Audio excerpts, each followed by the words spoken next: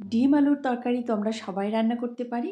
তবে কিভাবে এই তরকারিটা রান্না করলে আলুর যে একটা স্মেল থাকে ওইটা থাকবে না, আর ডিমটা কখন ব্যবহার করলে ডিমের কালারটা একদম ঠিক থাকবে, সব টিপস সহ রেসিপিটা শেয়ার করছি। ডিম, আলু আর কুমড়ো বড়ি দিয়ে আজকের রেসিপিটা তৈরি করব। এখানে নিয়েছি কয়েকটা কুমড়ো বড়ি। কুমড়ো বড়িগুলো তেলে লাল লাল করে ভেজে নিব। চুলার জালটা কিন্তু অবশ্যই মিডিয়াম থেকে লো হিটে রেখে ভেজে নিতে হবে, না হলে কিন্তু পুড়ে যাবে। অনেকে কিন্তু শুকনো খোলায়ও ভেজে নেয়, শুকনো খোলায়ও ভেজে নিতে পারেন। কড়াইয়ে পরিমাণ মতো সরিষার তেল দিয়ে দিয়েছি সাদা এলাচ, দারচিনি, তেজপাতা, আস্ত জিরা, পেঁয়াজ, কাঁচামরিচ সব কিছু তেলের সঙ্গে ভেজে নিয়ে দিয়েছি 2টা টমেটো, আদা রসুন বাটা, স্বাদ অনুযায়ী লবণ, হলুদের গুঁড়া। টমেটোটা একটু ভেজে নিয়ে এখানে কষানোর জন্য দিয়ে দিব পরিমাণ মতো গরম পানি। অবশ্যই মশলাটা খুব ভালো করে কষিয়ে নিতে হবে।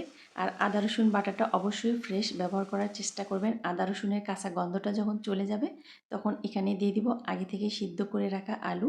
আলুটা আমি হাত দিয়ে ভেঙে নিয়েছি। আলুটা একটু সময় নিয়ে ভালো করে কষিয়ে নিতে হবে। আলুটা যত ভালো করে কষাবেন এই রান্নাটা খেতে তত ভালো লাগবে।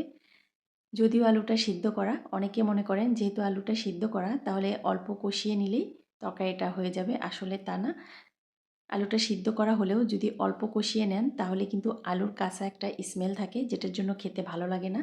এখানে দিয়ে দেব আলুটা কষানোর জন্য আর একটু গরম পানি। এই পানিটা দিয়ে বেশ কিছুক্ষণ একটু আমি কষিয়ে নিব, আর বারে বারে একটু করে কিন্তু নেড়ে দিতে হবে। আলু নিচে লেগে গেলে এটার স্মেলটা কিন্তু পোড়া পোড়া আসবে, যেটার জন্য খেতে ভালো লাগবে না। কষানো হয়ে গেলে আবারও দিয়ে দিব পরিমাণ মতো গরম পানি। প্রথম থেকে শেষ পর্যন্ত রান্নায় কিন্তু আমি গরম পানিই ব্যবহার করেছি। অবশ্যই রান্নায় গরম পানি ব্যবহার করার চেষ্টা করবেন, তাহলে রান্নার টেস্টটা খুব ভালো হবে আর রান্নাটাও দ্রুত হয়ে যাবে। চলে যখন বলক উঠে আসবে তখন এখানে দিয়ে দিব কিছুটা পেঁয়াজ পাতা আর আগে থেকে ভেজে রাখা কুমড়া বড়ি।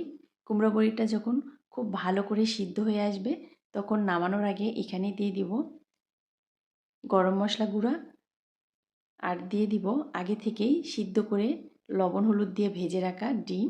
এই ডিমটা অবশ্যই নামানোর 2-3 মিনিট আগে দেওয়ার চেষ্টা করবেন, তাহলে ডিমের কালারটা খুব সুন্দর থাকবে। আর যদি অনেক আগে দিয়ে দেন তাহলে দেখবেন যে ডিমটা সাদা সাদা হয়ে গেছে, দেখতে একটু অন্যরকম লাগে। এটা নামিয়ে গরম গরম ভাতের সাথে খেতে কিন্তু খুব মজা লাগে। সাথে যদি থাকে একটু লেবু তাহলে তো কোনো কথাই নেই। আমার রেসিপিটা কেমন লেগেছে কমেন্ট করে জানাতে ভুলবেন না। সবাই ভালো থাকবেন, সুস্থ থাকবেন। আল্লাহ হাফেজ।